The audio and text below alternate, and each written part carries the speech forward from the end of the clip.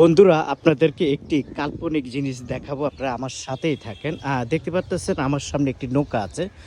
নৌকার এই পাশগুলো শুকনা, এই নিচেও শুকনা, কিন্তু মানে নৌকাটা যেখানে আছে শুকনা, কিন্তু কাল্পনিক জিনিসটা হলো দেখেন, এই নৌকার ভিতর থেকে বহুদিন ধরে পানি বেরোচ্ছে।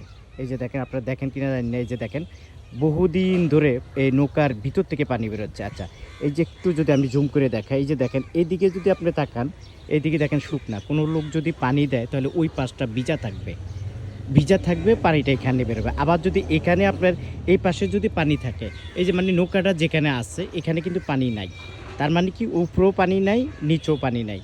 এটা কিন্তু এরকম তেরা করা, তার মানে কি পানি পড়ে যায়। তাহলে এই পানি এই নৌকার ভিতর থেকে, মানে এই নৌকার ভিতর থেকে পানি কোথা থেকে আসে আপনারা একটু আমাকে কমেন্টে বলবেন। এই যে দেখেন চারিদিকে শুকনা, কিন্তু মাসের পর মাস এই নৌকার ভিতর থেকে এই যে পানি বেরোচ্ছে, এই যে টপ টপ টপ টপ করে, এই যে দেখেন আঙ্গুল বরাবর টপ টপ করে পানি বেরোচ্ছে। এখন কোথা থেকে বেরোচ্ছে আমি জানি।